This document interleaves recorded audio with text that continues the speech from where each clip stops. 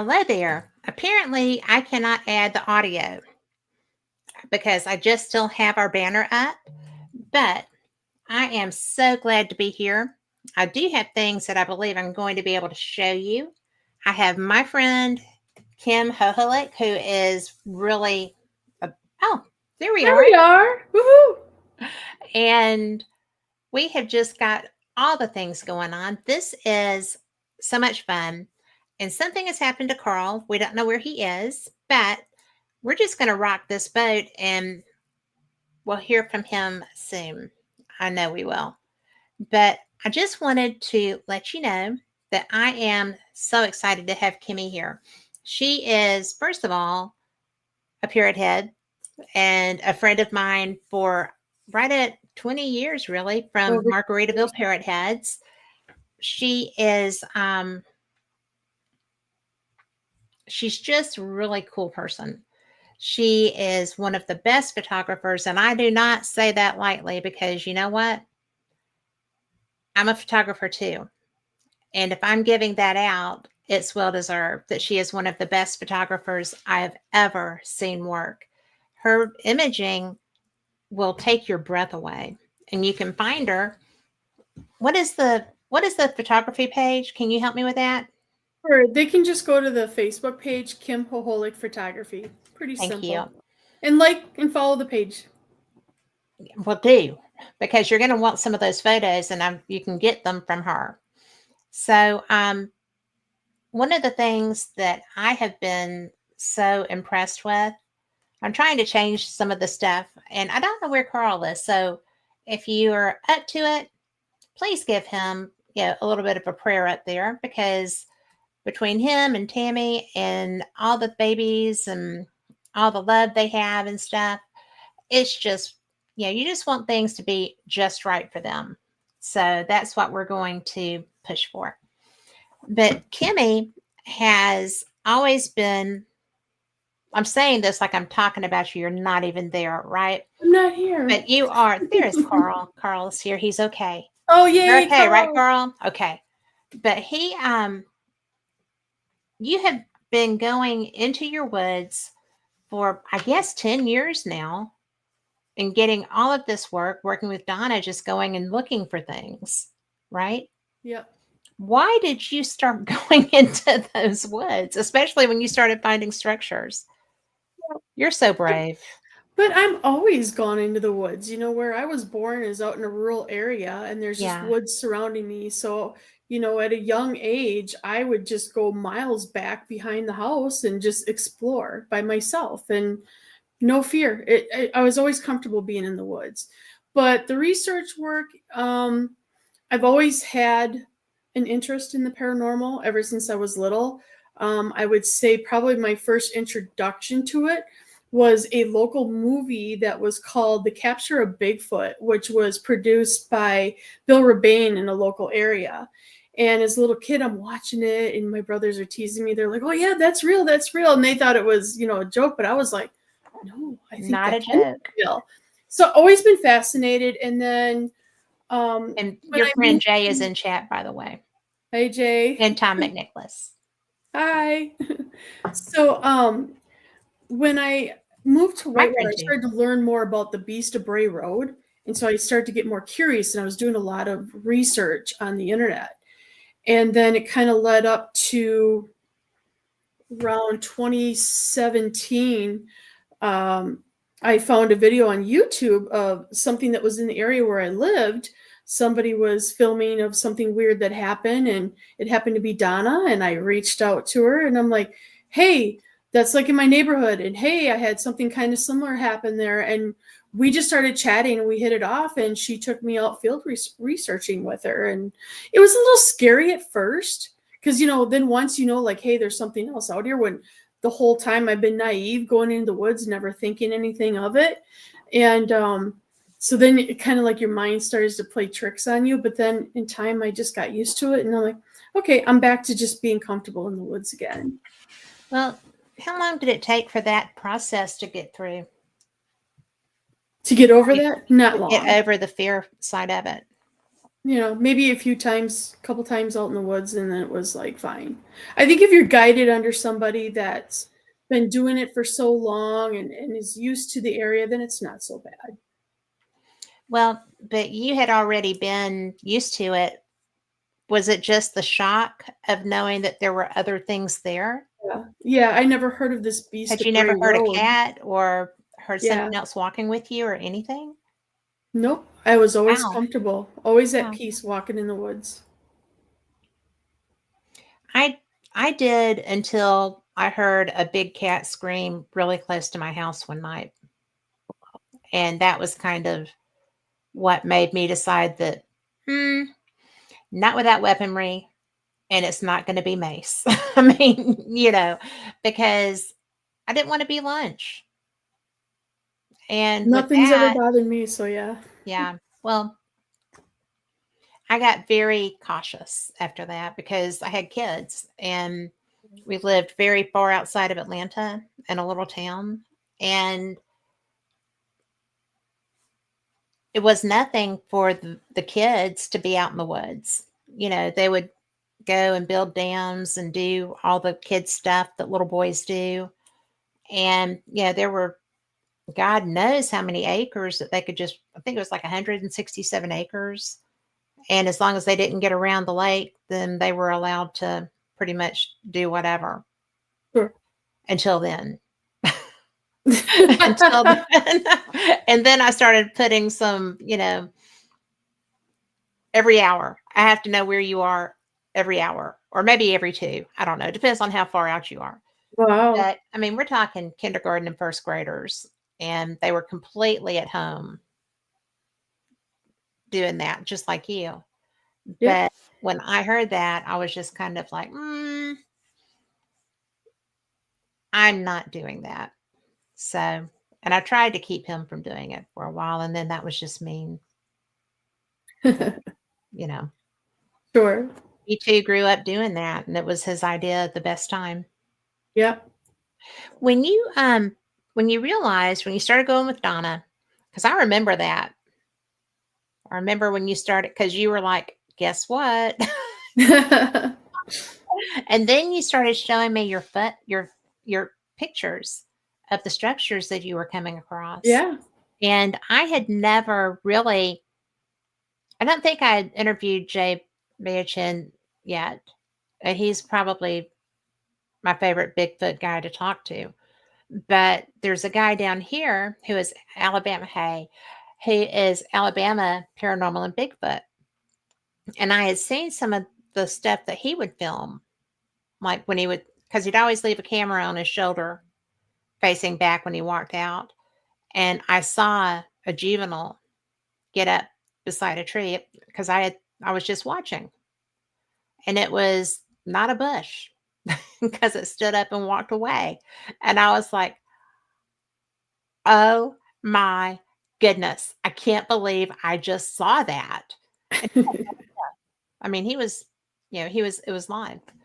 So it Right. was hello, Woo Riders. But it was so interesting to me that that had been there. Oh, Sure. it's Florida. I love Northwest Florida. I don't get to spend much time on the East Coast, but thank you for being here. But the fun part for me was realizing that I actually saw it. Have you had that happen yet? Not yet. Hearing noises, Yeah. looking at film footages Mhm. after, being out in the woods and be like, what's that? And I'd send it to Jade and I'd have it like outline. I'm like, check this out. Mhm. And the same with when I was with Donna too. We just you don't really see much, but then you look at like when you just take pictures of nothing, and then you find out you had something. Yeah. And I think I sent you this image when I was out hiking in the Pacific Northwest, and I was walking the Greenwater Lake Trail. It's like we did the 2 mile loop, but you can go like do a 7 mile loop. But I just did the 2 mile loop.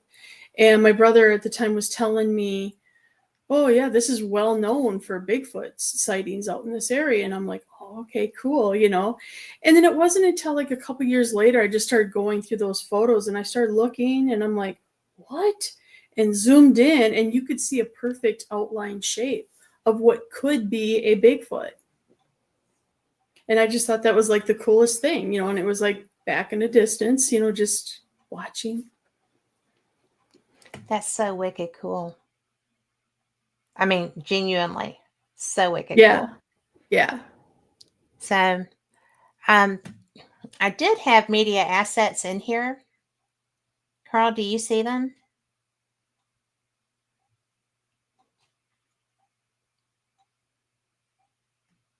So we're going to be seeing if we can find those, and if not, then with Sure. all the stuff that was going a little bonkers there, we'll just Oh start yeah. loading them back up. But Sure. I was really, I'm always so impressed with your work. Primarily your photography, because it's just that good, right? Oh, thanks. But I think that oh, so this is going to start loading them up, and we'll see what happens, right? But when you first started, now some of these structures that you were sharing, they looked like wigwams. Yeah. They looked like native wigwams. Yeah. And how many different kinds did you find?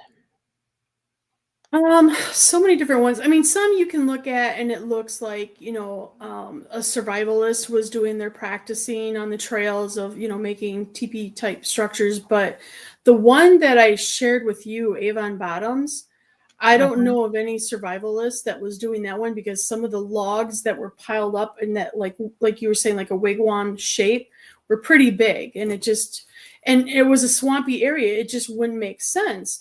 And that area was known for dogman sightings. I think it was back in 2000, and it was early 2000. I want to say 2004, 2005. There was some kids out there that saw some dogmen drinking from the creek there. So, of course, it's been an interest of mine and Donna's to go That's out a there and little that's explore. a little cray cray, really. Yeah. And we've had some scary things happen. In fact, I think the last scary episode that happened, I haven't gone back out there since with her at night. Because we I always just feel more had, vulnerable at night because yeah, predators are made to be able to see in that. yeah. So And that's a scary area. yeah, I mean, one of the things that I have not um, appreciated as much as I should is the fact that I got to interview um, Linda prior to her passing. Yeah, And that was something that was really a gift. I was so impressed with her.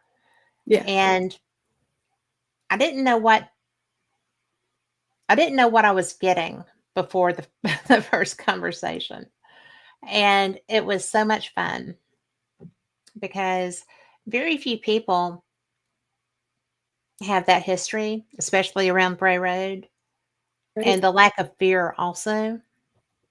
Linda Godfrey she was a badass. Yeah, And she totally didn't look like it or sound like it.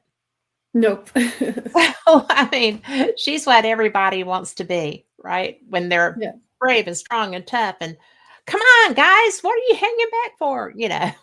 Kind of stuff. But I'm not that person. I get scared. But We'll get you out there. well, I don't mind a crowd. I don't. And but I do know people, Bush Wikowski, before he passed away, we interviewed together several times, and he was, New England. And he was all about dogmen. And I mean, they wouldn't really hunt them because that's stupid. Right. But they Yeah. would, like, if there were animals disappearing or whatever, they would go and investigate and be around. And he said that there were like 3 or 4 guys, and they all had their trucks, because they were wrapping up, and they were all armed. And a dog man came walking through. I think it was think it was 3. I don't remember for sure. I think it was 3. And he said that not one of us drew because the telepathic message was very emphatic. Don't touch them, you'll die. And I've heard that story a lot from Yeah. other like podcasts that talk about that they'll get like this mind speak of telling them Hmm. like, don't even try it. Yeah. Yeah. I mean, it was adamant. You'll die. Mm-hmm. That would have, yeah. And some people would have taken that as a challenge, but I don't think up against 3 of them anybody would have. Right. So, but they were walking upright. Mm-hmm. So, that was just one of those things that blew my mind. I, again, I'm sensitive enough. I have my gifts, and I've so far every animal that I've ever been around was my friend, even the one that tried to eat my face one day. So that was close enough to a dog pin for me because I was like, it was on my You like shoulder. to explore the world where you can't see what's out there, and I like to explore the world where I want to see what's out there. Well, as a rule, what you can't see won't really physically hurt you. It can eventually, I guess, if it evolve or devolves Yeah. beyond being a human. But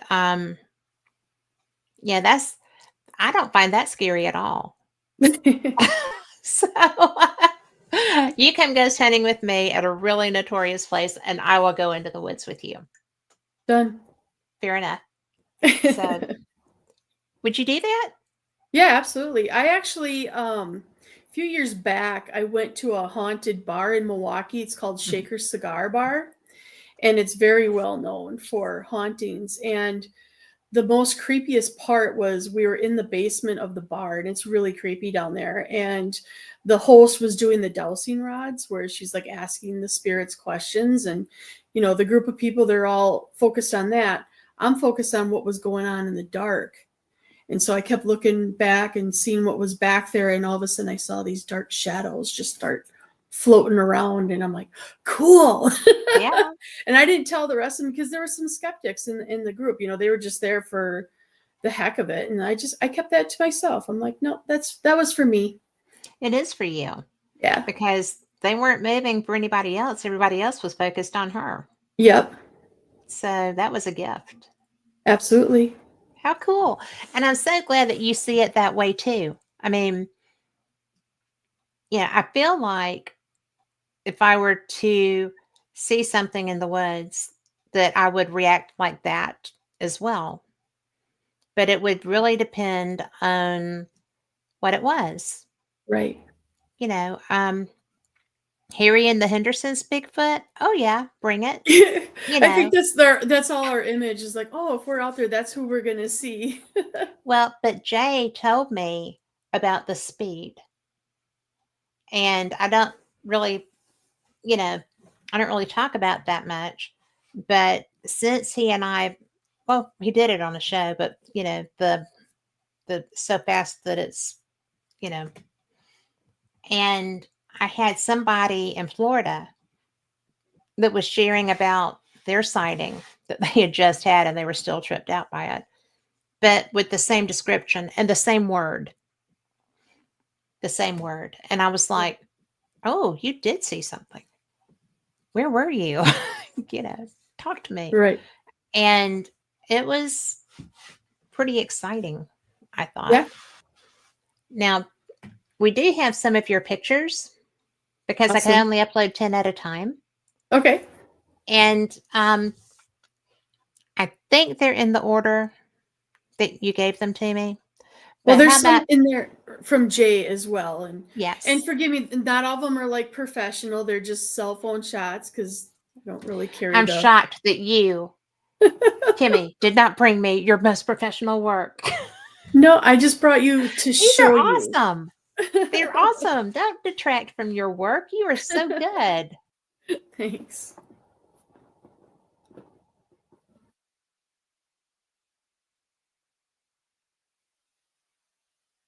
Oh, there's Carl, and he's on mute.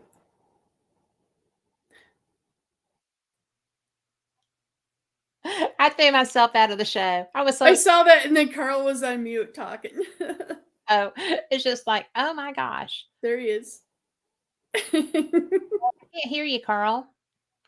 But I'm going to add this one to the stage. You don't have the pictures down there. When Oh, you went out, you took them with you. oh, okay. No. Well, let's add those back. I've got the video from Facebook that you sent me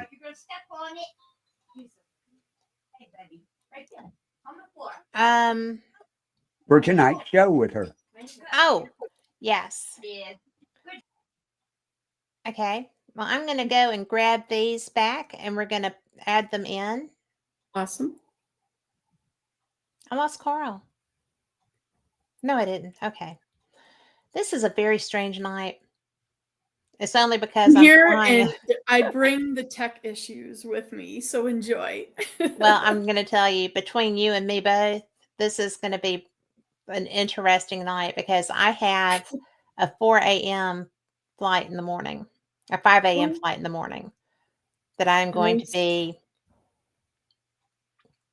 but I'm going to be wending my way to Arkansas, so that'll be fun. Hey, you're getting a little bit closer to me. I am a little closer to you. Inch up a few miles up. Come see me. You could come down to Eureka Springs. Ooh, very nice. I've been to Hot Springs, Arkansas. I loved it there. Have you really? Mm-hmm. What was it like? Was it awesome? It was hot. You did not do that. Yeah, of course I did. You're in so much trouble, little missy. No, it really is a beautiful area. I went to a cousin's wedding there in this, like, I think it was called Chapel in the Woods, where it's all glass. Oh my. And then you just see, yeah, it was just really beautiful. Tom, yes, Tom. Mercury. That's the problem. It's totally my problem. It's been biting me in the butt this month. Yeah. So now let's see if we can pull some of these up. Where are they? All right. I'm going to pull the first one up and you can just talk me through them. Sure. This is gorgeous. Jay knows this spot. So we're in the Kettle Moraine, right? Southern unit. And I took this photo as Jay was explaining that this was the intro to his very first documentary, where he was just kind of like walking down the woods there. So I thought, well, I got to photograph it because I just think it's just a really cool area. It's gorgeous. Yeah. And that day was just, oh my God, it was such an amazing winter walk that we did. How cold was it? It really wasn't that bad. There's not much snow. Nope. It wasn't that cold. I want to say maybe 35 degrees, 34 degrees. Finding J Highway. The Finding J Highway. Yeah. Cool. Well, and then, there's some guy coming up here. Just don't know who you're going to let on the show. Look at that break. I'm telling you. So this is Mr. Jay Bachochin. And at this part here, we were kind of doing some film footage. And he was kind of describing how odd that this branch was just shoved up into the tree. And then you couldn't find the other half of where the break was. You kind of look around and like, where was it? Mm-hmm. And it's not in an area where there's a lot of people walking where they would have found it and messed with that. Because we kind of went off the trail quite a ways to where this location was. So it was just kind of an interesting area, and hopefully he'll cover some more of that in the documentary when it comes out. Well, I'm ready. I'm ready to see I'm ready too. All right. And then here's some chick. Random chick. That's Sherry. It is Sherry. Sherry, she hikes with us, and we're like the three amigos out there. I adore her. Should be. Always fun to have friends working with you. Oh, gosh, yeah. And then he's just overcome by this the day. guy is just sitting on the job, right? He's not doing anything. We're doing all the work, and then he just sits back and tips his hat. Well, at least you got a hat tip of appreciation, right? Sure. We'll call Fun. it that. Let's see.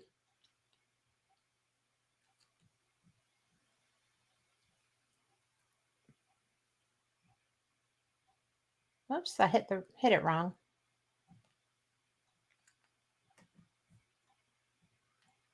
Well, that is just not. This looks like a video. Oh, maybe not. So this is we're kind of like on a low area, and Jay's kind of like exploring. He kind of went off the trail a little bit, and he's just kind of looking at which looks like maybe some odd breaks in the forest. But this is like a good photo to show, because one of the things that my elders, my native elders, are trying to get a message to him is, don't just look up and look straight. There's a world down there too. So this is kind of like a little bit of a start of that. That's very cool. Yeah. And that's one of the things that I think is very neat too, is that you approach this thing with so much respect. Yes. And I think that's truly beautiful. Oh, this one. What is this? I hope It's you guys the can hear the video. sound. Yeah, we need the sound. Oh, I don't know how to do the sound. Oh, darn.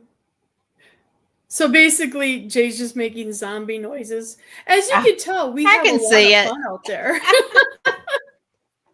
They're so silly. I love that. I mean, that's what you now, gotta do. I mean, yeah, we're out there researching, but you know, you gotta have fun too. well, you're not out there because you hate it. Right, absolutely. And I'm trying to come. Oh, I've got your screen recording. And then I'm also going to add There we go, yeah.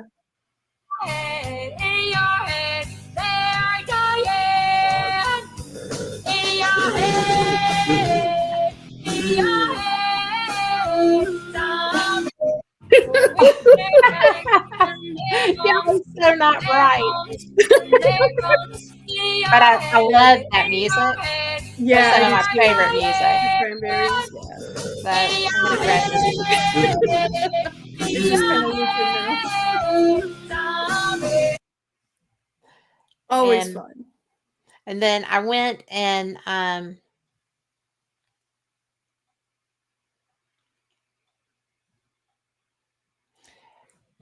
think we're gonna save that trailer for later. Sure. So because I We want to have another hour and a half, so we do have another hour and a half, and I'm going to try to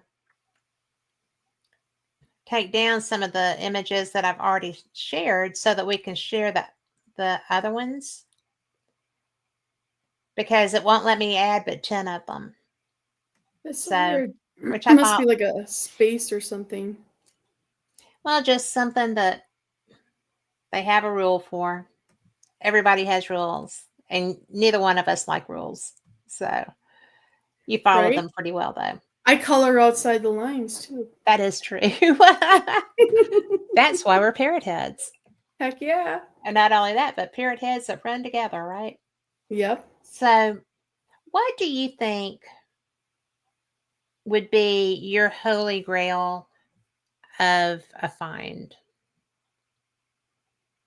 Anything. What is the one thing? I think anything is just any little bit of thing that happens out there is a holy grail to me, because the woods I just find is awesome. You know, even if a deer passes through, I get excited. Oh, I you get know? excited about that. Yeah, you know, any type of wildlife, or even wildlife that you don't typically see. You know, maybe certain type of owls. You know, is cool. So, I mean, the holy grail, I think, you know, as far as like the Bigfoot research, obviously would be to see Bigfoot would be the holy grail. But again, I'm excited at any experience that I get out there, and I'm thankful for whatever nature wants to show me. What's the coolest animal that you've found so far?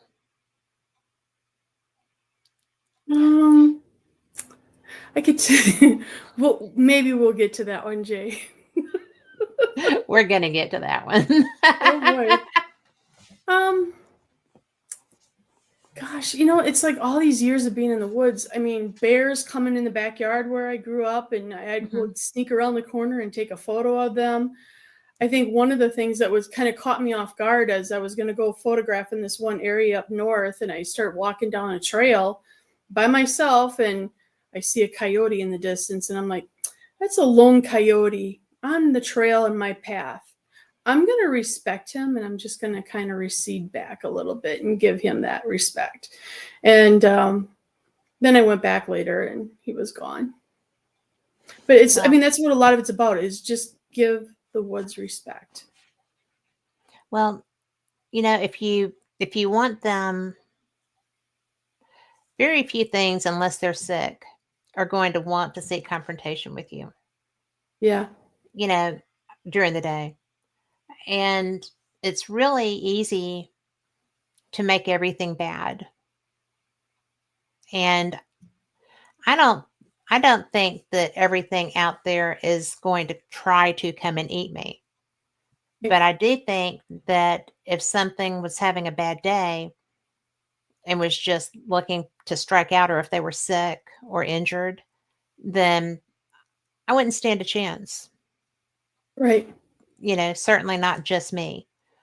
And so that's why I'm a lot older than you. Not So, by much. yeah, kind of I am. But it's just, I guess I've learned to not poke the bear, as it were. Right. You know, it's, if I'm out there with other people that are familiar with the woods I'm in, Hmm. I'm fine. But if I'm out there and I'm by myself, I don't generally tend to stay long, because I love the beauty and the peace. And when I used to go to camp every year, it was always in the woods, and we could do whatever because there was always enough people around making noise that nothing was going to come into that environment unless they were sick. I mean, unless there was something wrong with them. Right. And so, it's like I just was very cautious when it's quiet and I'm out there.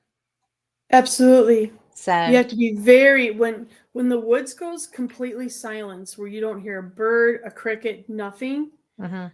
be on alert, because that's usually a sign of predators in the area. And it doesn't really matter what kind of predator. They Yeah. always react like that. Yeah. My birds, I feed birds. I love birds. I didn't really love birds until I put a bird feeder out, and now I'm like that weird lady that feeds, Right. and it has to be, can't be the red seeds. They don't like the red seeds. So, which I find very particular for birds. You're getting free food. And I don't feed when they should be out eating stuff that, Right. yeah, I don't want them to be dependent. Right. So, I usually, like, wintertime for a couple months, I'll do feeding them. And then, like, right now, I'm not feeding. And then they'll come on my balcony and just look at me like, chick, I'm what are you sorry. doing? Yeah. I do that. But I will Right. say that because did you know that hummingbirds migrate to the Caribbean? Yeah. I did not know that. And so I was feeding my hummingbirds because I have a couple of feeders, and nobody came. And I was like, "Oh my God, I've killed the hummingbirds." I didn't know what was happening. Oh, they should be And coming back in your area by now. I have them. I saw my Okay. first one yesterday. Awesome. So I was like, "Yay." But I mean, I had them come and land on my toe. My son was so funny because my hands, kind of businessy hands, party in the shoes, so, or on the deck. But Nice. I had one just come and land on my toe, and my son, he's so he's so funny. He was like, "Mom, it's like freaking Disney World up in here, seriously." And I'm like, "Animals like me." You're Snow dogs, White. cats, kids, doesn't matter. Not too many grown-ups, and I'm kidding. Grown-ups are pretty okay. But, and that's what sometimes, because I have such an affinity for animals, and I would love to meet Bigfoot, but I also respect that power too. And when Jay was talking about being out there with his at the time 4-year-old, that kind of got my attention too. Right. So, well, enough about my fears. This is about you. It's all good. Well, what is, because I know that you do work professionally as a photographer, Yeah. and that's part of what started. I've always liked your work. We've always shared pictures and, Yeah. when we were doing stuff. And when you started, because you do a lot of work in the Native community and a lot of work there, and you you really are being guided by elders through everything that you do, Yep. which I think is very special, and that's a gift. That It's is such a sacred. gift. Yeah. And the things that they're entrusting you with are also sacred. Yes. And I think that's very cool that they recognize that within you. I agree. And when you started working with them, it kind of developed through the photography, didn't it? Through being Yeah. active in your Actually, community with that. actually, started in 2019 as a muralist out of New York, was here in my town painting a mural of a Native American called Black Hawk. And that's when I started to get to know a little bit more of the Native community and this one certain individual elder, Billy Bob. Yeah, he's a troublemaker. That's when we first met. And then, like, the following year, that muralist came back and painted another Native American mural. And him and I just sat and heckled the artist. And yeah, we just became best course of you did. buds. And he became one of my first teaching elders. And he still, to this day, is guiding me. And then also on that same, going back to June, is when I met the other elder. I didn't personally connect with him right away, but I was very impressed with him because he was giving Native American stories at the grand opening of the mural, or the blessing of the mural. And I was just sitting there on the asphalt looking up at him just in awe. And I'm like, wow, he's an amazing storyteller. And a couple years ago, I started to work with him a little bit more, and he just kind of took me under his wing and started teaching me. And I felt like I was going through a crash course of learning a lot of the culture and things like that. And I didn't know why. And I'm like, wow, we're just covering so much. And I'm trying to take notes, and I'm trying to retain a lot of this stuff. And I just think that the Great Spirit was preparing me that he was going to be leaving his time here on earth, because in fall of that year, he passed away. So Sorry. yeah, it was hard, but I appreciate everything that he tried to give me knowledge over in that time frame. And also, before he passed away, I was able to introduce him to Jay, and Jay was able to have a couple-hour phone conversation with him and start his journey and learning a little bit more on, what is the Native perspective of Bigfoot. And my elder told me after he had the conversation with him, he says, continue teaching him.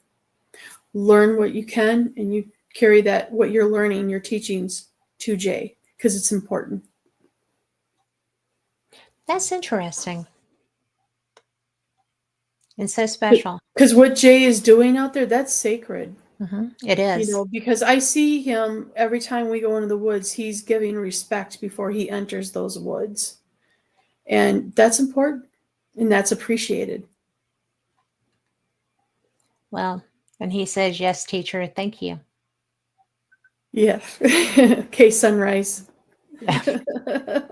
But okay, now you've brought us back to the question of the moment. Let's talk about the human shield. Oh, Jay. So He wouldn't feed it if it wasn't good. yeah, he knows we're gonna talk about it. So as you know, I'm pretty fearless going out there, and I usually don't react much when we're out there. And our last, it was about a couple weeks ago, we were out there at night, and it was just such an amazing night, nice calm night. And him and I were just sitting there talking, and Sherry was just kind of like off in the distance, and she's kind of scanning what she can see in the woods. And all of a sudden, I'm hearing something behind me, like bunch of branches or something was coming off the tree, or something was jumping off the tree, like it was going to come down on me. And I quickly reacted by grabbing Jay, swinging around and putting him in front of me, and then just kind of looking like, what the hell was that? Well, we know your priorities. Well, I appreciate that he let me use him as a shield. Well, I'm going to say that knowing you and how quick you probably were, he didn't have much choice. No, he didn't. And Sherry saw what it was, and apparently there was like a big owl that was sitting there watching us the whole time, and it took off in flight, and it just made this bunch of noise when it took off from the They are tree. not silent flyers when they're taken off. No. No. But it Oh my sounded gosh, that like had to be a branches were going big- to come down on me, and I'm like, wait a minute, Jay, here, you handle Here, this. take this sacrifice. Right? That's so funny. Again, we're always having fun out there. Well, until you're eaten. Yeah, you were sacrificing Jay to the owl. Well, you know, But- then if we're eating, then yes, it's a human sacrifice to the woods. Well, hopefully that's not going to be the case. I don't Just think saying. so. We'll probably get spit back out. I would miss you. I know. Well, I wish you had sent me some of those pictures of the structures because those are so cool. I did. I sent you the Avon Bottom one. Let me see what I got here. Unless something didn't go through, but yeah, I did get you that one.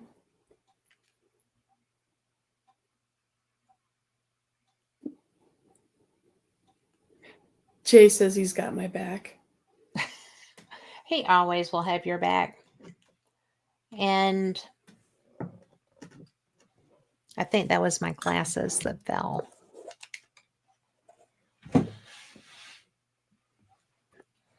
Because I know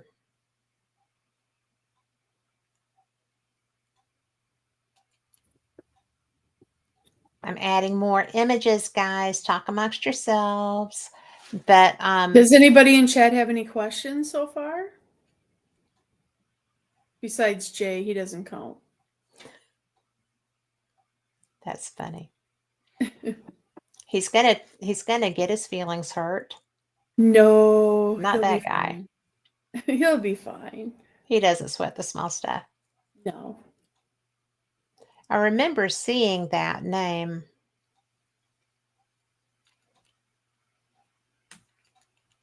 That's why I'm looking as I go through because I think I labeled it Avon structure. I think you or did something. too. Yeah. I try to make it a little bit easy when you're looking for something.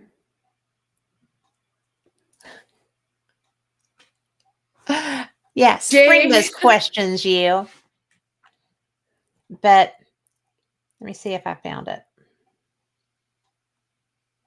Now I've got the JBL print, PNW, Coletta, Washika City, J print. Oh, this is. I'll put another picture of J up. Why not? Oh, that's the same one. We'll add this one. There y'all are. That was our last time out. You look And like that's, you're Jay, ready me, to not be out. Sherry and Michelle.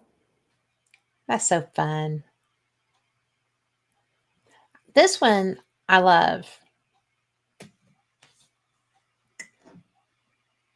Oh, the uniqueness of the Mhm. kettle, where we have all these like viney trees, and some of it is like poison ivy vines, as Jay has learned. um, It's always amazing how large poison ivy vines can become. yes, I yeah. was stunned. I actually had to have removed what turned out to be a poison ivy bush Oh, along my driveway. sure. And That's not good. no, it's not. And it just kept coming back. And I mean, because I don't like to kill anything, I killed that Well, because, sometimes you have to do what's right for protection. yeah. And it was just chase, poison ivy. Yes, indeed. And Jay was trying to eat it this past winter. probably not. Don't do that, Jay. I But, got photos to prove it, but I didn't give you any. well, that's one of the other things that you have to worry about when you're out in the woods, especially if you're doing an overnight or something, Yeah. because there are toxic plants and people will just pick something to make tea. Yeah. And no, you So you have have to to know what you're know. doing before you forage. Yeah. And, and foraging is such a thing now. It's, I was really surprised that foraging was such a thing. But in the European community, especially, it's just gotten ridiculous. Yeah. And I have had friends that thought that they were doing magic mushrooms and made tea and died. One of them died Don't mess with the because they mushrooms were unless you poisoned. know. Yeah. And so this is a great example of that because that is a poison ivy vine, right? Well, they're supposed to be hairy, and I think I've learned what that is, and I cannot think of it off the top of my head. But if it was a poison ivy, it should be a little more hairier. Yeah. See, I was looking up here and that looks Yeah. sketch. Yeah. But I just love how, when you're walking through the kettles, you see that a lot where these vines are just wrapping around the trees, or you see Yeah. them hanging. I'm waiting for George of the Jungle to come swinging through, but it just never Yes. happens. So far. So far. So far. Yeah. But going back to the mushrooms and the foraging, when I was younger, my mom would go and forage mushrooms with my uncle. Hmm. And the woods that's kind of near where I grew up, they were doing foraging. And I was little. I was probably maybe, I think my mom said I was maybe 3 or 4 years old, and they were foraging for mushrooms. And she said that I got curious and I went to play with the cows, and I started following the cows into the woods and ended up lost. She couldn't find me. And I just remember I'm like so like I remember like just bits and pieces of it. I'm just like following the cows, and next thing you know it, nobody's around me. And I'm looking and I'm like, it was almost like I was watching a TV screen. Like I could kind of see out, but I couldn't get to my family. And my mom says I was lost probably about 20 minutes, and then they Oh, found me. wow. She had to be So frantic. So I started to think about all of the David Paulides films Hmm. of Missing 411, and just like, where you hear of these little kids being taken, but sometimes they're returned, and it just kind of made me wonder, like, I could have been a part of that. Well, you could. And Yeah. what is your take on mystical creatures of the forest? There's some native lore on that as well. Hmm. Some of it can be good and some of it can be bad. And some of the stuff that the Native Americans won't even mention the name because they don't want to draw attention to it. Hmm. I believe anything is possible. I do too. And I especially feel that if the lore has been there through this many generations, that you shouldn't doubt it. Right? Especially like in Cherokee, we have the little people. And Yeah, Ojibwe believe in that too. So it's like in the tribes around here, they also believe in the little people. And, I know that I mean, if I do go into woods, if I go into a forest, I carry dimes so that For the Fae. I can leave something.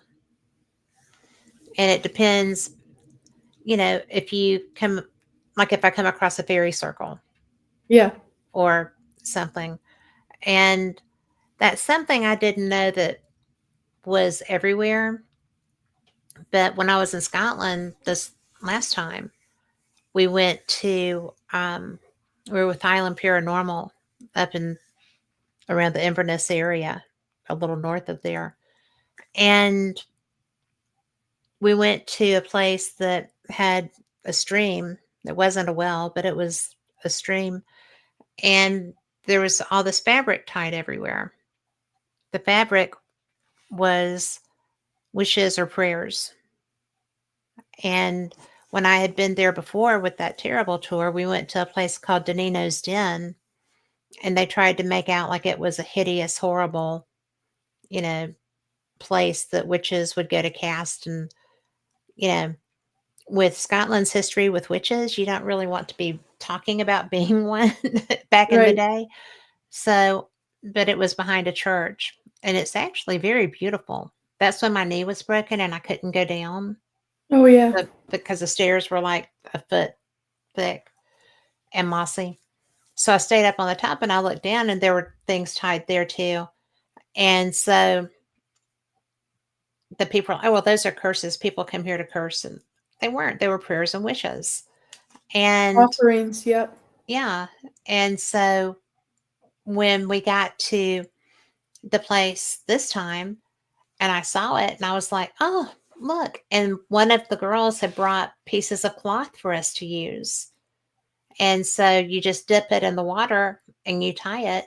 And when it disintegrates or whatever, you've got your wish there, your prayer there for whoever or whatever. Right. And so, I mean, I'm not one to denigrate anybody's beliefs, but I do think that a lot of times you have to look for the positive Yeah. side. Not everything in the woods, not everything historic is going to be evil, wicked, mean, and nasty. Right. And not sure what I feel about fairies, but I know that I've dropped dimes, and when I came back out, they were gone. So I figured that you can't even use a dime to make a phone call anymore. So I don't think anybody would have. It's something And I am shiny showing and my draws age. attention. Yeah. So It's an offering, the way that I see it. You're it is an making offering. an offering to the Fae or making an offering to the woods or to anything. Mm-hmm. In native belief, it's good to make offerings. One It's of the like things scattering corn. between my elder and what I have taught Jay, and this is something that he's learned in this past year and he's now doing and showing more respect and reciprocity, is tobacco offering.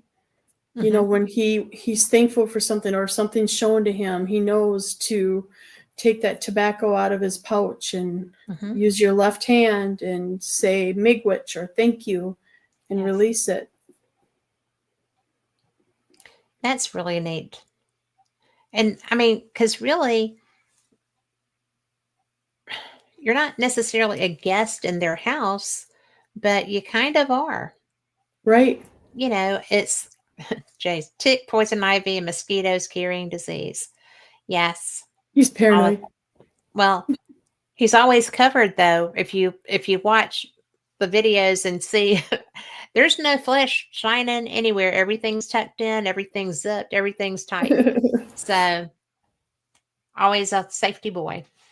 Yep. But it's really an interesting thing to watch and see how other people are within a forest.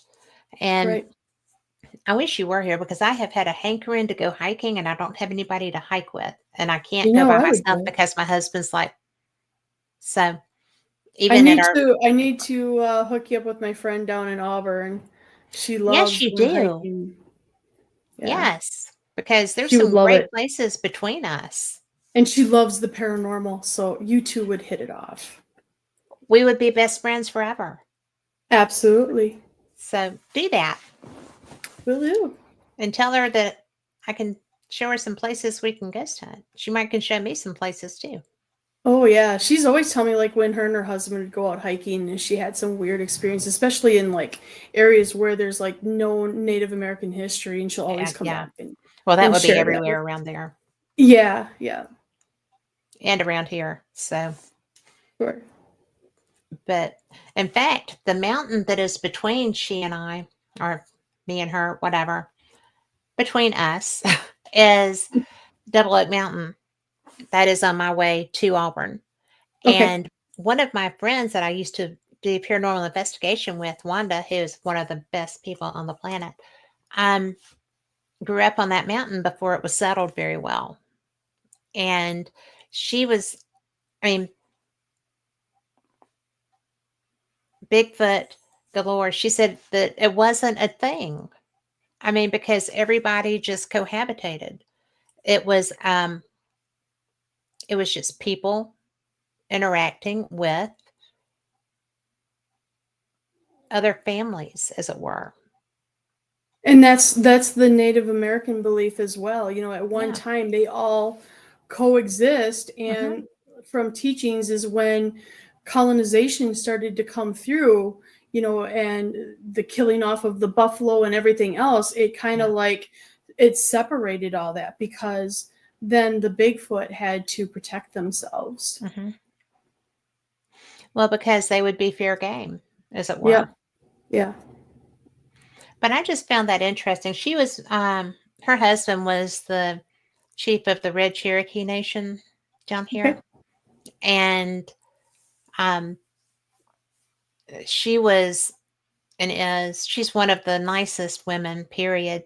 She's who made my bag for me and very much nurtured and taught me.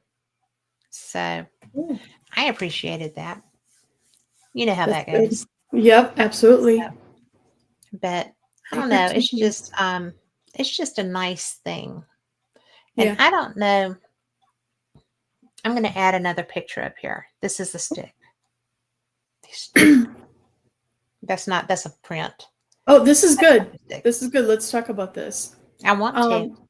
So Jay and I, we've been, you know, talking for years and always chatting back and forth about Bigfoot. And finally, last year, it was like, hey, why don't I come out in the woods with you and kind of teach you a little bit more, you know, as far as like the native side of things. And he said, oh, yeah, that'd be great because I've been wanting to do that.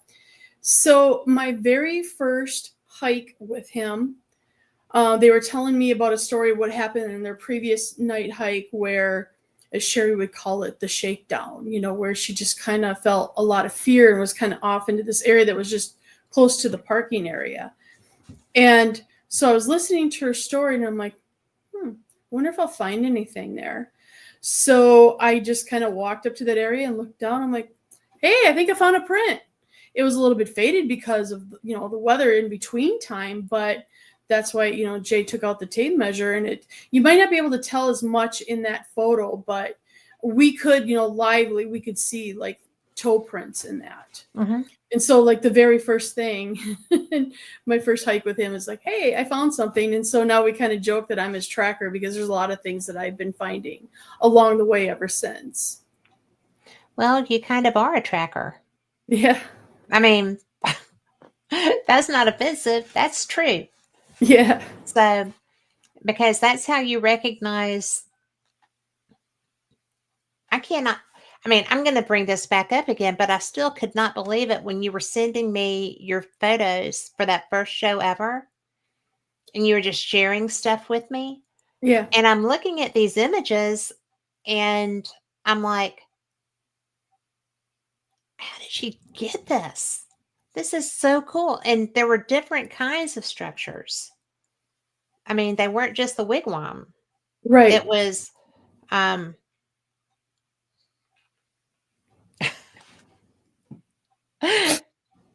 I Day's a distraction. day is a distraction.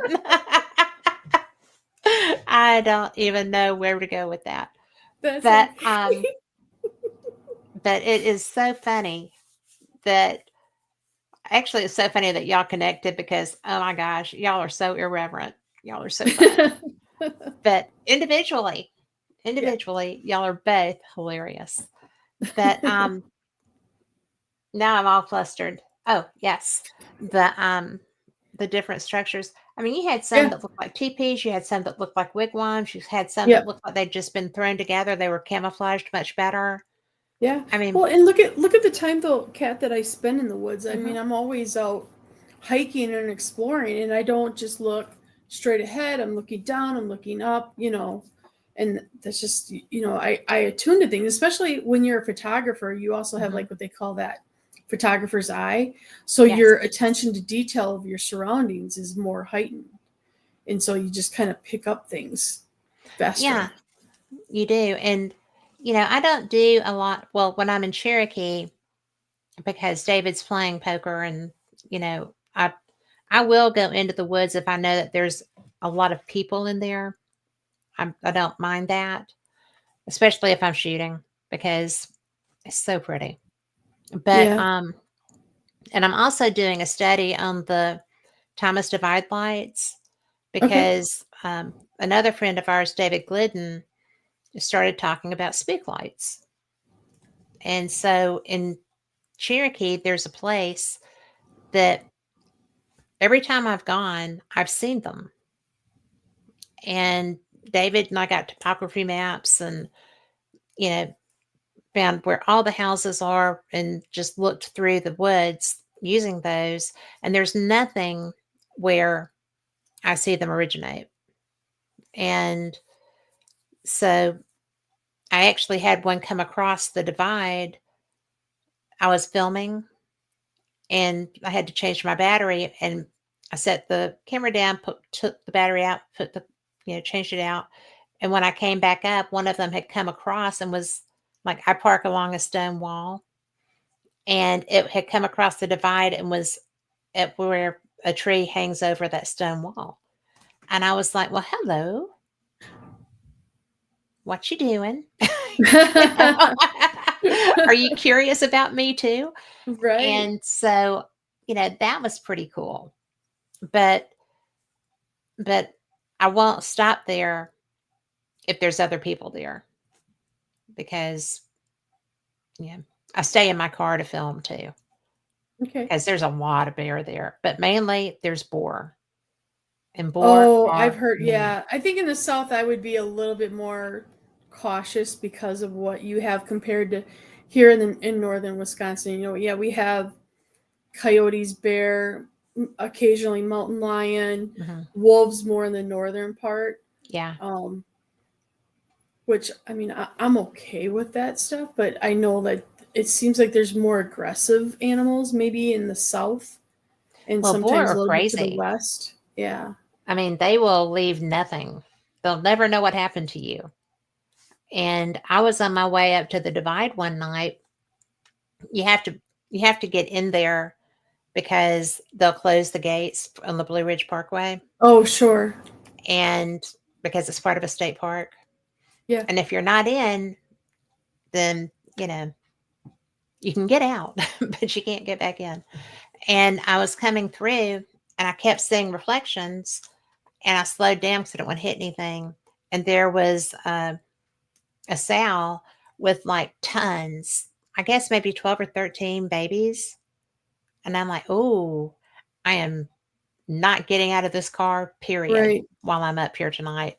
Because sometimes I will if there's nobody around, but not Sure. not when I know that there's something aggressive around me. So that was a danger. That would have been a if I didn't know what that meant, it would have been Right. bad. So Yeah, no kidding.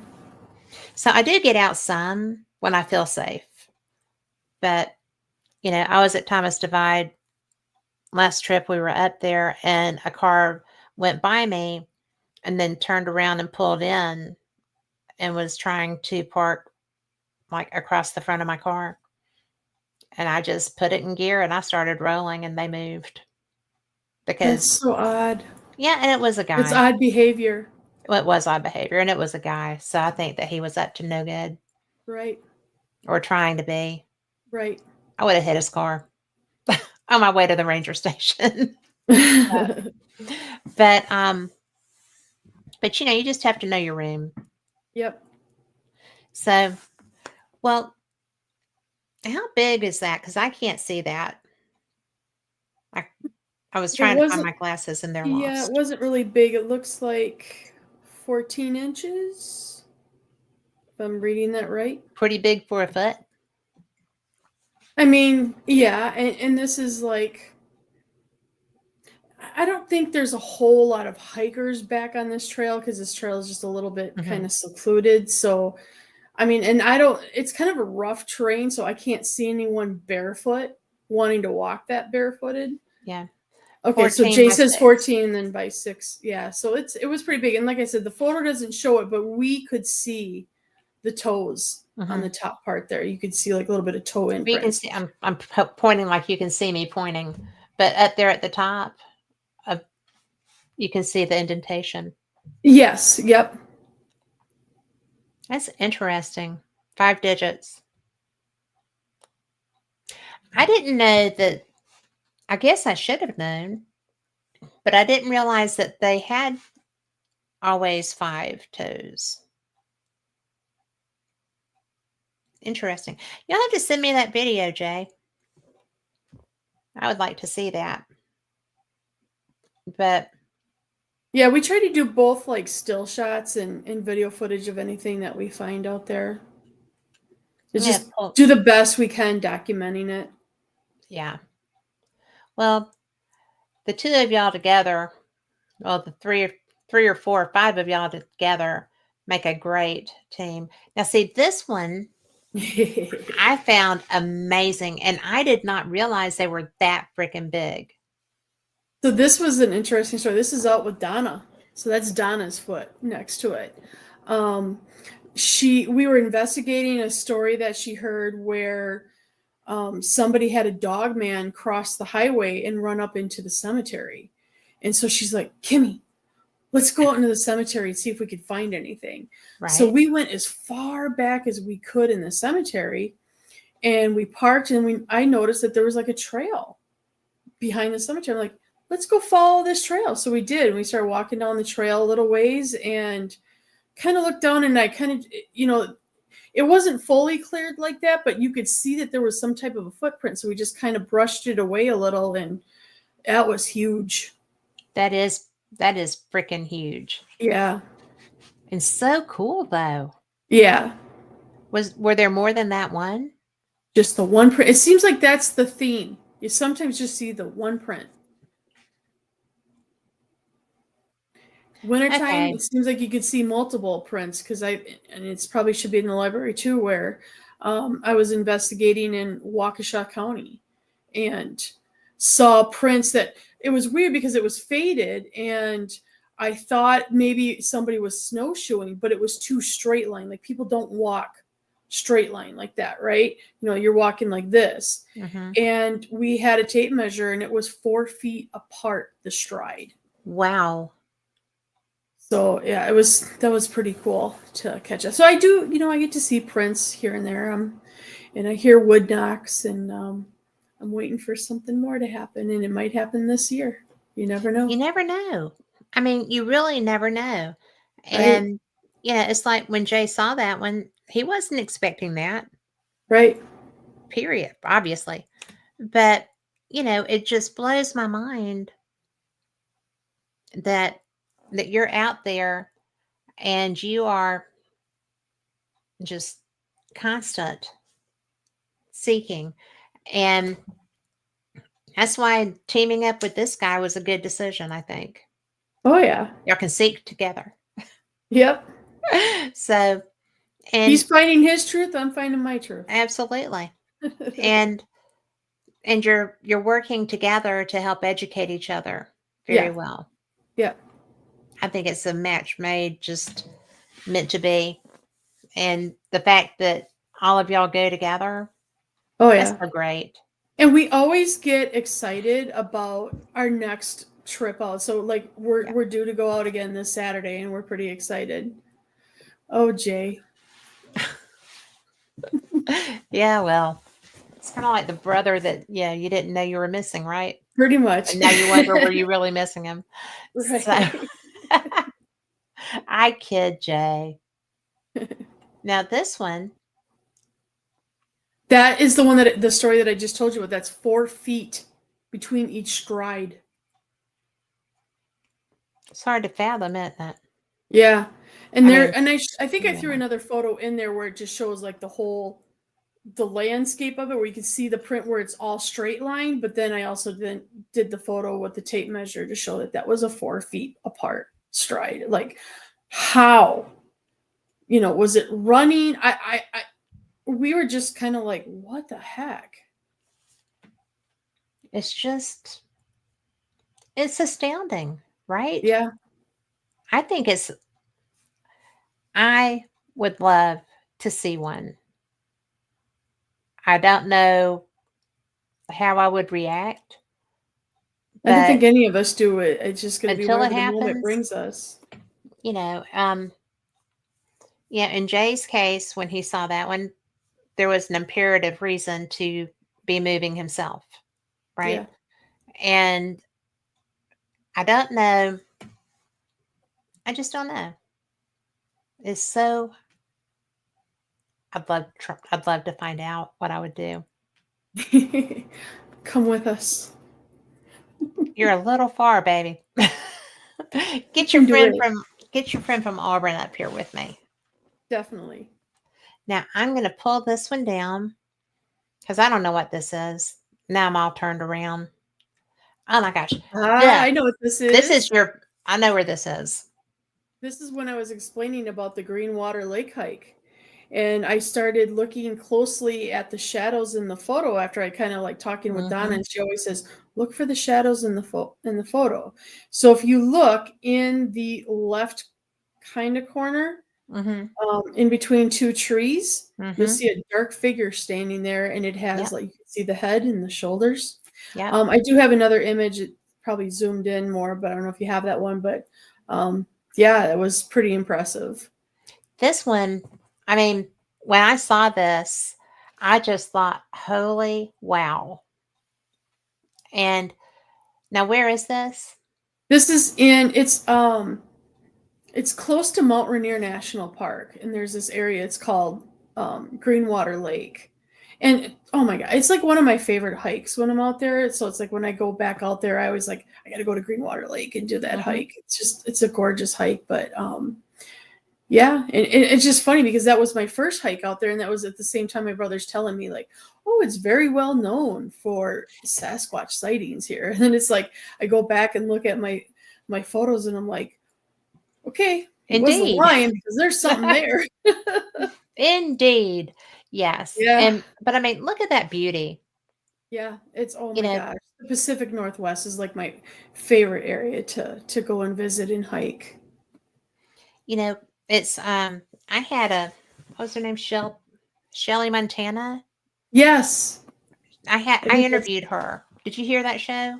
It's been a I long think I time. did. Yeah, But she got like Bigfoot Explorer of the Year or something. I yeah, mean, and she was part of that Mount Olympus program. Isn't that what it's okay. called? And is she still doing it? Because you reacted to her so strongly. I haven't. I just remember we talked about her, and I Hmm. remember her being on your show, and we talked about that. But yeah, it was just kind of interesting because she investigates out there. Um, and I've been to the Olympics, and I've been to like really well known areas in the Olympic Park where or the Olympic Mountains where there's known Sasquatches. In Hmm. fact, I was just watching a TikTok video today of somebody that was in the whole national rainforest, and they says that how it's well known for sightings in there, and it's like, well, dang it, I didn't get to see anything when I was in that rainforest, but it is gorgeous. I just like, even if you're not gonna find a Bigfoot, I Yeah. recommend getting out there and exploring those parks out there. Well, it's the one place I haven't been yet. So I I'm ready to see that area. My dad used to love to go there. They went um, down the Columbia River, if I'm not mistaken. Over by Oregon? Hmm. Yeah. And anytime you can get around something that looks like this, you have to. Yeah. I Oh, mean, Oregon is gorgeous. I mean, if yeah. you take that coastal trip, it's like every time I take that trip down the coast, it's breathtaking. It's like one of my favorite trips to do is you start up in Washington and you go down into Oregon. And I even got to do part of the Goonies tour. So I Did came you in through, really? yes, I went to Astoria and went to the Goonie house during their 30-year anniversary. Oh, And I wow. went to the Goonie jail and got to tour that and went to Cannon Beach and got to see the rock. So yeah, that was fun. I love stuff. I'm such a sap. I just, I love that stuff. Well, there's like so much film history in Oregon in general. It's like Mhm, you get to, like my favorite. It's like a really small town on the heart or on the coast there of Oregon. Is Depot Bay, mhm. favorite area. I even see whales out there too. Pretty cool. That's cool. Yeah, and Depot Bay was famous for a scene from One Flew Over the Cuckoo's Nest when they stole the boat and went out fishing. Really? Yeah, so that was in Depot Bay that was filmed. That's cool. I love And that movie. then there was another, it wasn't too far from where my friends lived in Lebanon. I can't remember the name of the town where there was part of Stand By Me was filmed. So there's like a lot of areas out there that has some famous film footages. Well, I mean, it's so beautiful. Truffle Shuffle. I didn't know Yes. Yes. Oh, Tom and Nicholas said I should just wear my Depends. that. Yeah, when you come out in the woods with us, you'll be fine. I'll be fine. Well, and I'm not fearful if I'm not by myself. I love it. I think it's the most beautiful thing you can do. And I'm so disappointed that and I've actually put out on Facebook and to my kids' friends and stuff, you know, looking for a hiking partner if anybody wants to go hiking. And so Sometimes far, it's hard, crickets. yeah. I mean, down by you, I can kind of see it a little bit more, especially like with the type of animals. But here, I love, and I know that you yell at me, Jay yells at me. I love solo hiking. I like just being away from people and just getting out there and connecting with nature. And I'll Well, go a long time out there by myself. I don't care. yeah. Well, I don't. If I felt if I felt like I was as fierce as I thought I was when I was in my 20s and would be an idiot all the time, I wouldn't mind it. But I have, I've learned that it's like those boar. Yeah, What if I hadn't seen them and had right. been out, you know, and because it wasn't that far from where I was going to be stopping? It's just there's stuff out there Yeah, and you have to respect it. yep. I mean, you don't need to be really fearful. I'm not terrified. I'm just, if something were to happen to me and I made it through, David would kill me. Like, he's just like, he usually thinks I'm a little bit too adventurous anyway, but you have to be or you won't ever get to do anything. Right. You The got to first time I, take risks in life. We the can't first time we I went can't to stay out. Scotland, Yeah. I didn't tell him I was going. I didn't tell him I bought my ticket. And then I did. So Uh-oh. he was like, "You're not going." I said, "I already got my ticket." But in all fairness, my best friend was going and my best guy friend was the talent on that trip. So, you know, I knew how safe I was going to be. And once he realized that I really, really want to do this, I mean, because I could have gotten my money back, Yeah. maybe. But, I was just like, I want to do this. So that was one thing. But if something were to happen to me in the woods because I was dumb enough to go in there by myself and not be, you know, not saying that you're dumb to do that. You're comfortable in your woods. You know your woods. You don't have stupid wild boar that like to not leave anything to be found. I mean, you Right. know, but then we have bear and stuff too. Yeah. But it's just, I don't necessarily think that I am that person, really. Kind of I am. But I have another picture up here that I want you to talk about because I'm curious about the name. Okay? Sure. Are you ready? Yep. Well, let me pull this one down. I'll add this one. Ah, yes. Tell me about this. So have you heard of St. Coletta's in Jefferson, Wisconsin? Mm-mm. It was kind of it's not really, it was kind of like a hospital. I don't know if it was considered like an insane asylum, but it was a place where the Kennedys placed Rose Kennedy. So It a was, sanatorium, really. yeah, like that. Okay. And it's been shut down for years, and it's abandoned. You can't really get inside. There's signs all over saying no trespassing. So, but you can go around the perimeter of it a little bit. And so me and some friends, we were just kind of walking around, and I just looked at that window and I thought how unique where the glass broke Mm-hmm. and it made that heart shape. Yeah. But then when I went back and looked at the photo, and with it being like a hospital or sanatorium, what do you see in that photo above that heart? I see a face looking out. Does it look like a nurse to you? Yes. It looks not necessarily a nurse. I'm not going to say that because I think it looks more like a man because of the high brow. Okay. See, But and I get a female impression. At first, when I look at it, it reminds me of like from Alice in Wonderland, the Queen of Mhm. Hearts type thing. I think of that. But yeah, I looked at that photo and it's like I see a ghostly image in that. It So is it is a person. yeah, and there's nobody inside there. I mean, obviously you could see through that heart. There's no Because body. you can see the brow line, you can Yep. see the The bridge of the eyes. nose, the Yep. really big brow, and I just think I think it's spectacular. Yeah. I think it's a great catch. Yeah. One of I the best I've definitely love that seen. photo. What's that? It's one of the best that I've seen, really, Yeah. because of the glass being broken, right? Yep. I mean, and not gonna lie, if you look at where the glass is broken and at that face, it looks like a form under the face. So that's just what I see. Yeah. And Jay says to him, it's a woman too.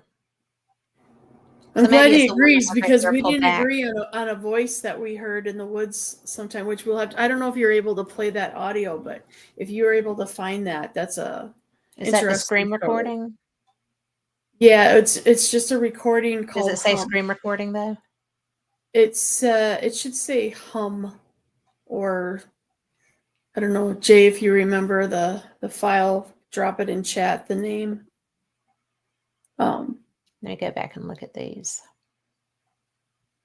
It kind of looked like, I think you could see the image of the file where it looks like, the heartbeat thing, like an echocardiogram or whatever they call those things. Mm-hmm. Oh, he called it screen Oh, recording. okay. Screen recording. Okay. Yeah. Well, I do have that one up here. Let's go and look.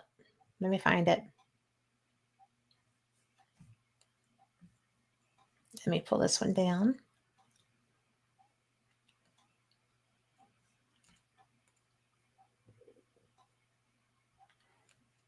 Let's see.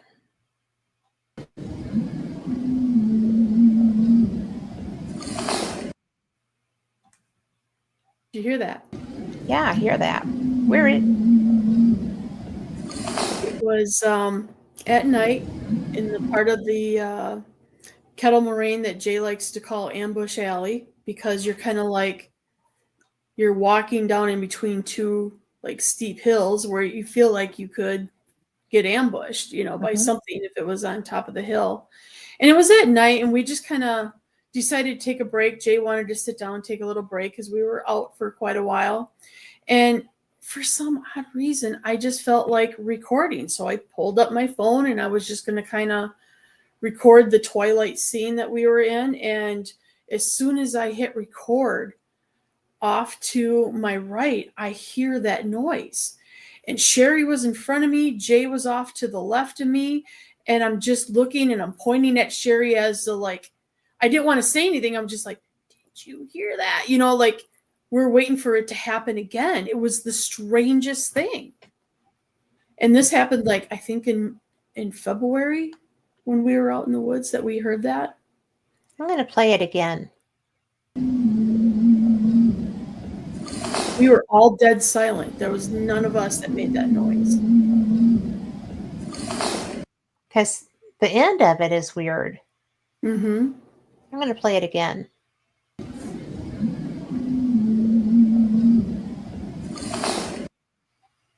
It sounds native. I think Jay said that. Or maybe Sherry did. That it was like a native thing. Because it sounds like the and then a drum. Yeah. Yeah, like maybe a melody of some sort. Like a chant. Yeah. That's cool.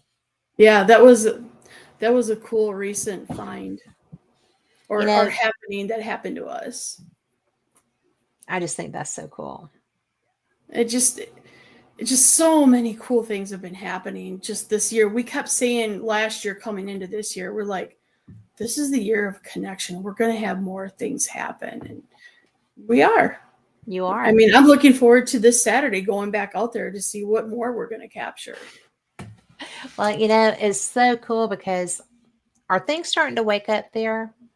Yeah, a little bit. Because it's, spring has already sprung here. We've all had the same color car for a while, and everybody's allergies have been yes, it's so yellow, and mine's red, so that's weird.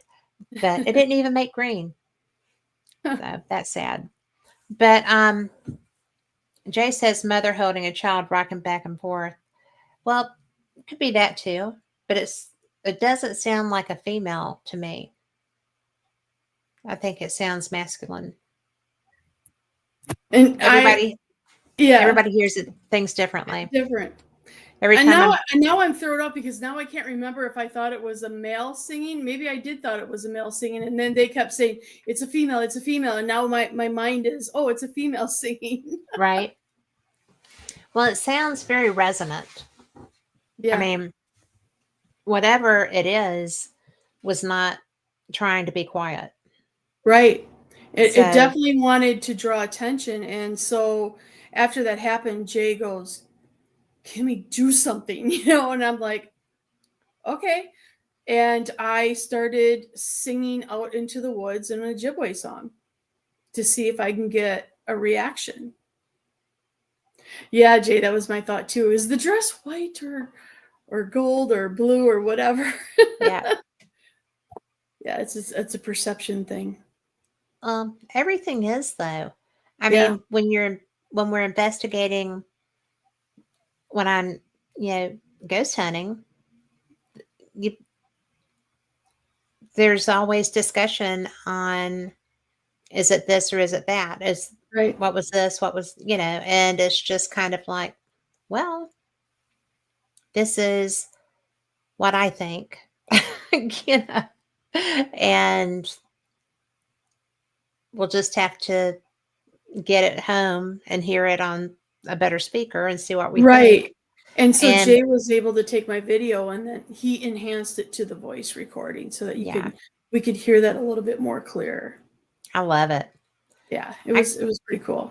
It had to blow your mind to have that. It did. Be right there and you actually actively hear that. Yeah. I mean, and just all of us knew to be silent because we were waiting. Is more going to come? And I kept recording. I'm like, okay.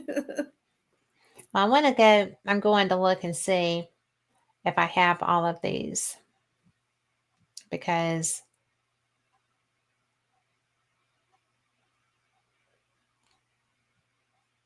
Right, Jay. Yeah, my first impression was that hum was a male, and then Jay said it was a female. I think Sherry said it was a. They both interpreted it as a female. And it's like more that I listen to it, yeah, I kind of get the female impression, but for some reason when I first heard it, my impression was that was a male singing, a male with a higher tone voice. I think it sounds male, but I wasn't there. But I do think it sounds male. And I do think it's a chant. Yeah.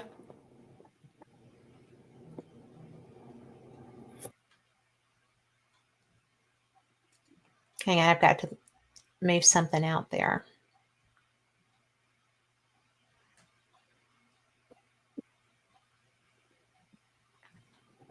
Have to move it to add Jay, Jay says, just accept I'm right. it. Is he pushing me? I don't know. No. That's not the way this rolls.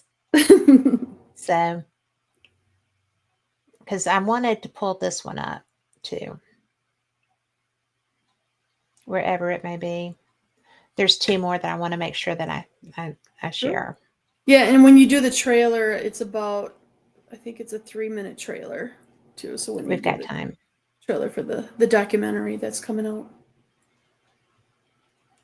This one I wanted to add because this is the one that had something there. Yeah, so when you saw the bigger picture of the Greenwater Lake hike, where I said it was on the left side, that's zoomed in to kind of circle and draw attention to the figure that was shown in that photo. So, but I realized when you said that those went together. Yes, yeah. So, but I mean, that was not far from you. Nope. So, very cool. And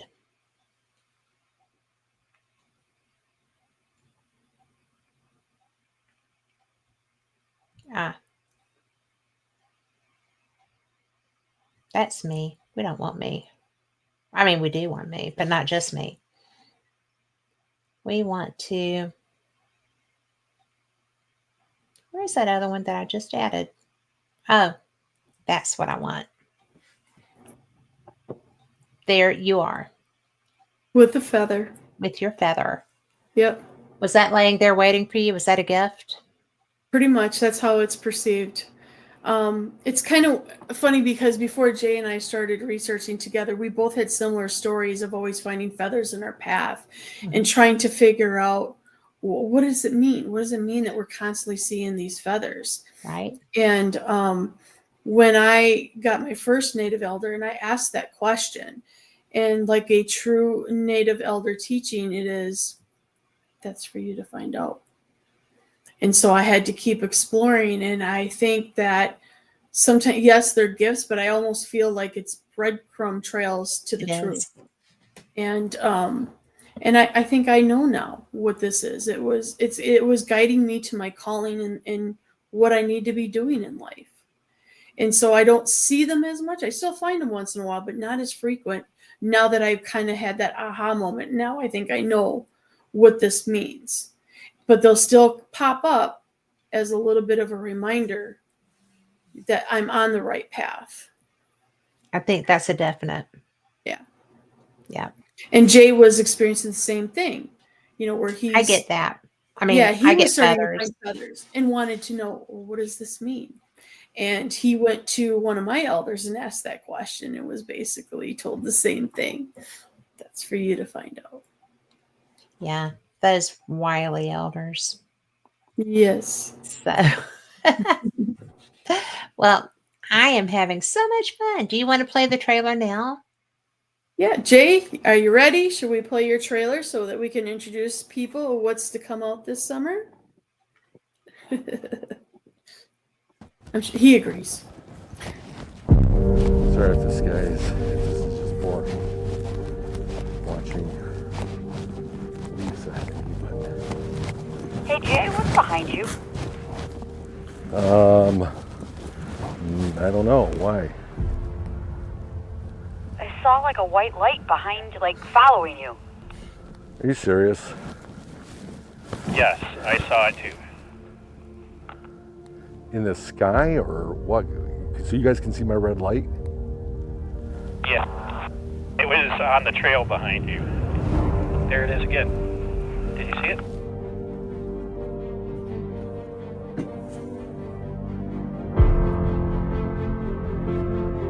In the beginning, I came here for something simple, solitude, maybe just an escape.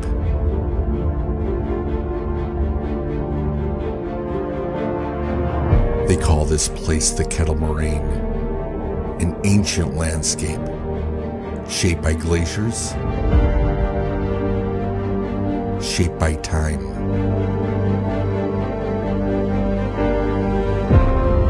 Over the years, the trails became familiar and the terrain imprinted on me.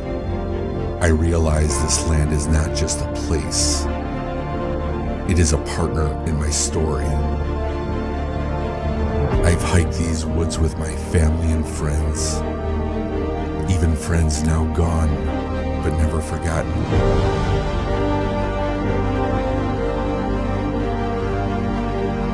They've helped me search high and low for what I've experienced in these woods.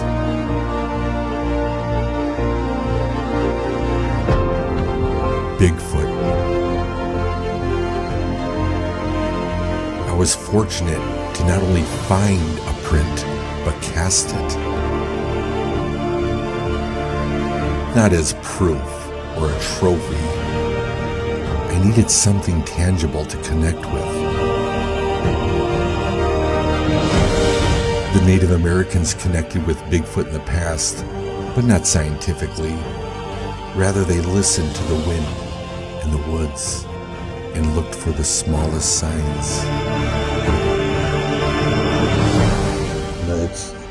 It's not a legend or stories or scary tales. It's a reality for us. I've been taking a new approach to listen to these living woods.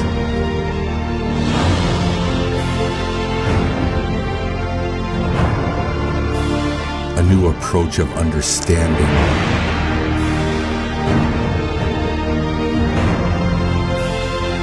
For God created everything in heaven and on earth, the seen and unseen things. Learning the ways of those before me, my heart now has respect for these woods. A respect I thought I'd never had.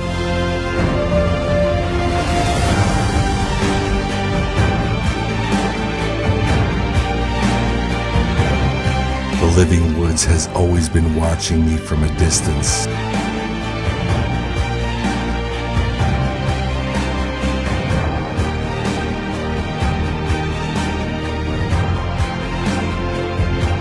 My faith in God, the Native American ways, and using science will help me find the truth.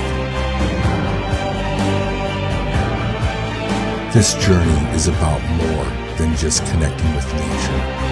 It's about discovering how our lives are shaped by forces beyond us, forces that we can learn to respect, understand, and ultimately belong to.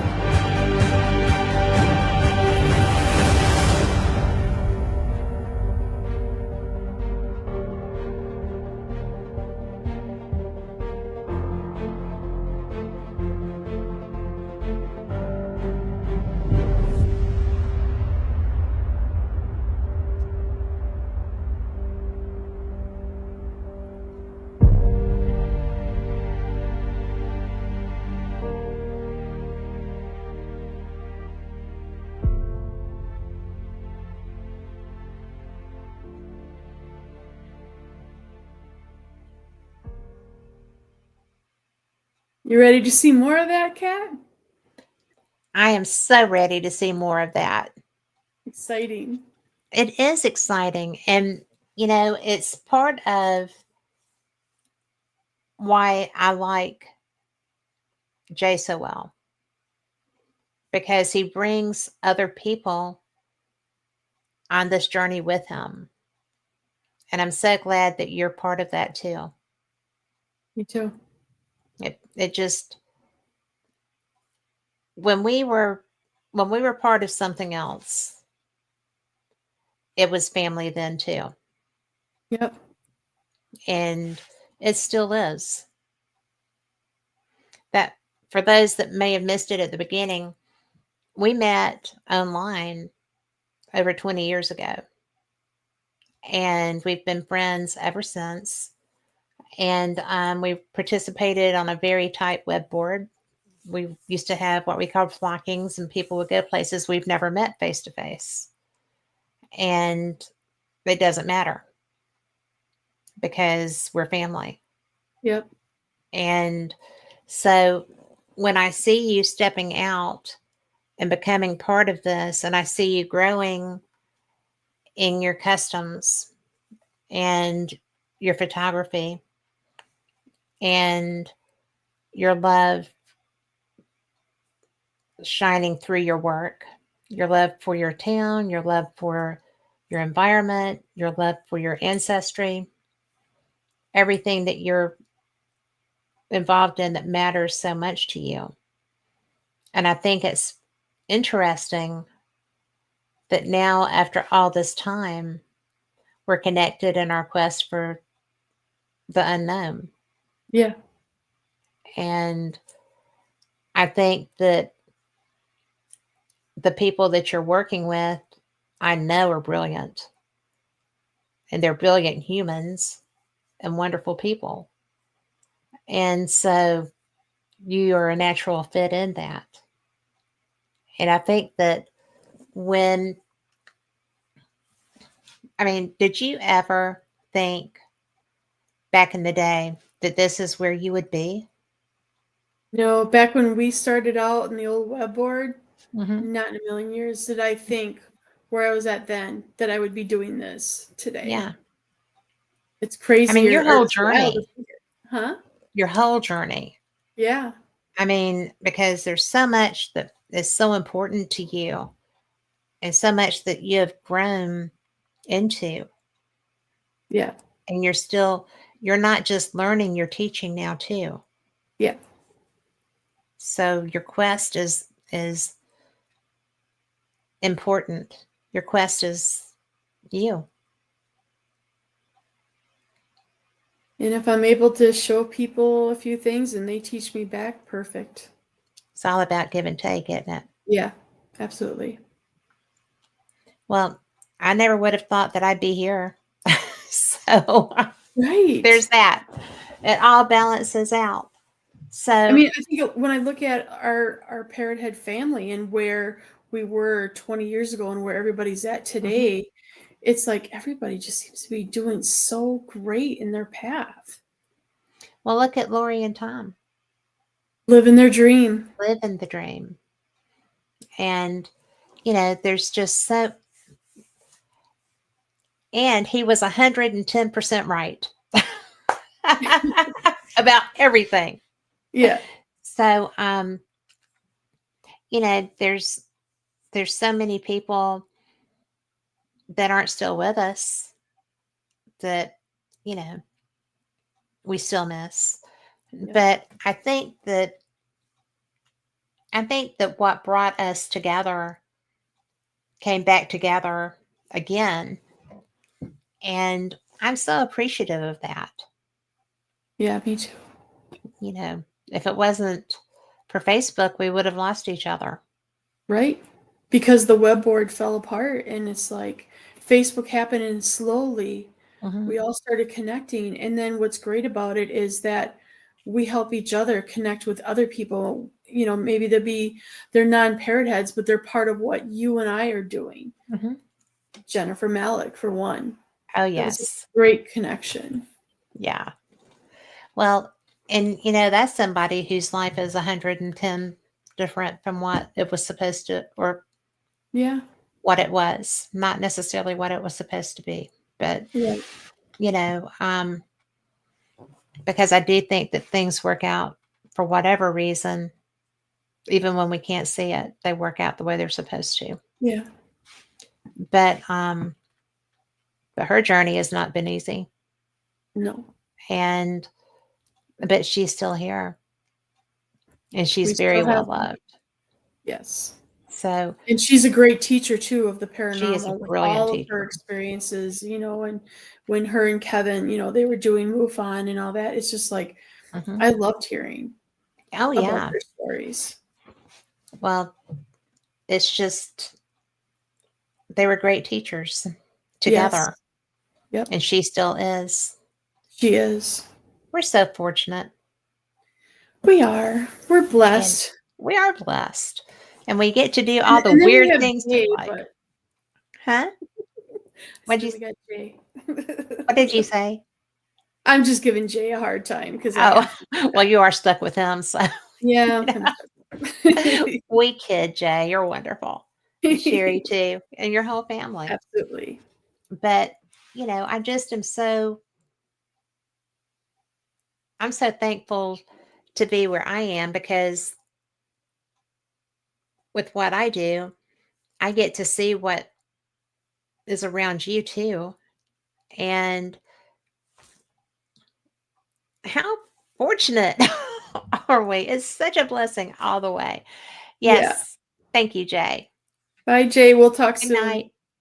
And so we are done. I have had the best time. Me Do you too. care if I play that trailer one more time? You go right ahead. Okay. Let's see if I can.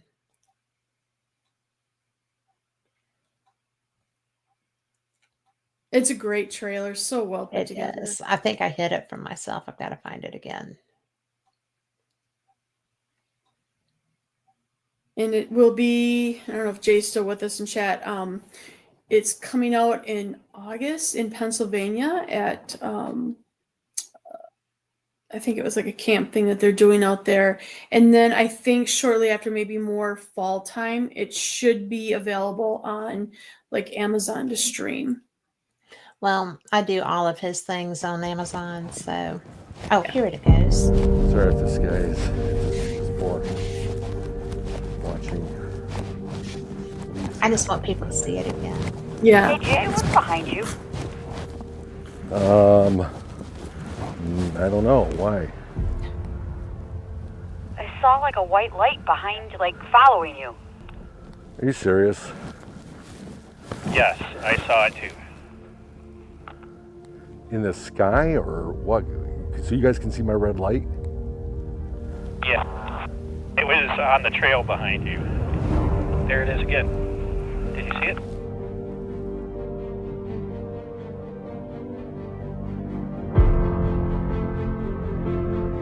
In the beginning, I came here for something simple, solitude, maybe just an escape.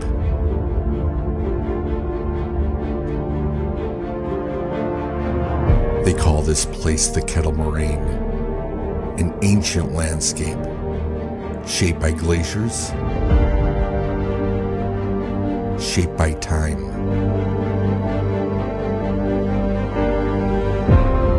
Over the years, the trails became familiar and the terrain imprinted on me. I realized this land is not just a place. It is a partner in my story. I've hiked these woods with my family and friends, even friends now gone, but never forgotten.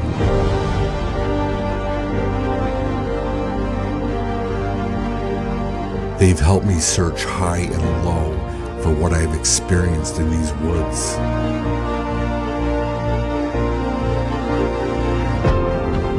Bigfoot.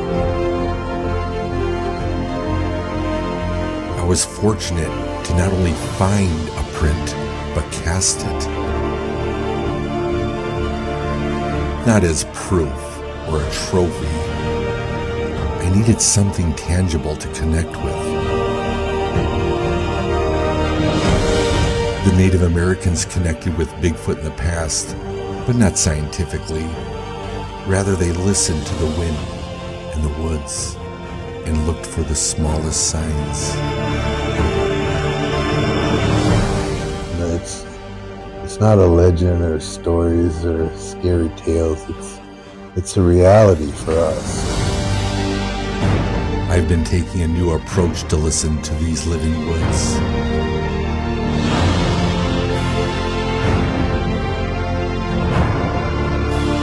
A new approach of understanding.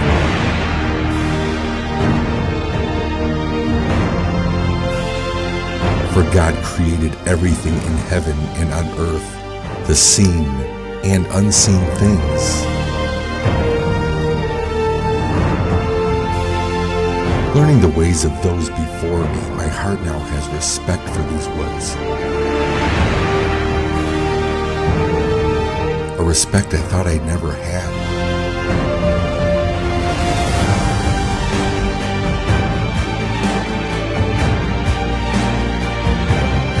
The living woods has always been watching me from a distance.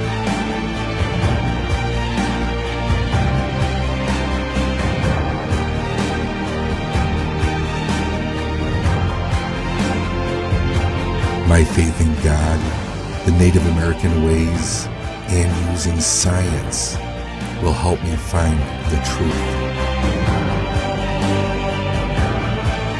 This journey is about more than just connecting with nature. It's about discovering how our lives are shaped by forces beyond us, forces that we can learn to respect, understand, and ultimately belong to.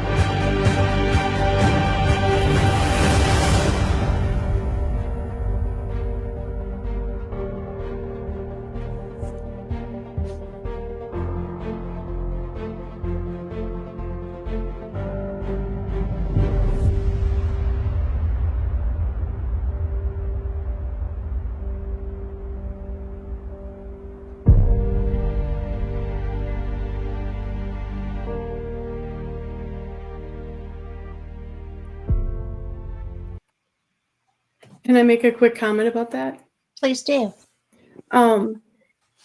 My dad and he would always like record Bigfoot films for me to watch. So when I'd come up and visit him, we'd sit and we'd watch all these Bigfoot films. And while he was in hospice care, he knew that I was working on this film with Jay. And I was kind of sad because he wasn't going to be able to see the finished product, but he had the opportunity to see this trailer before he passed. So that's meaningful.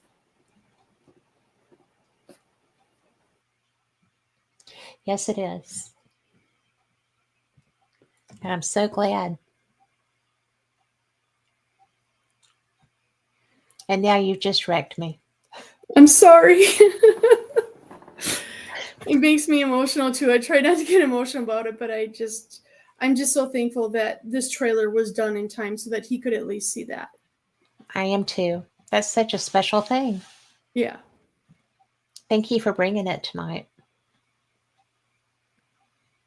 And for being here tonight. Of course, anytime.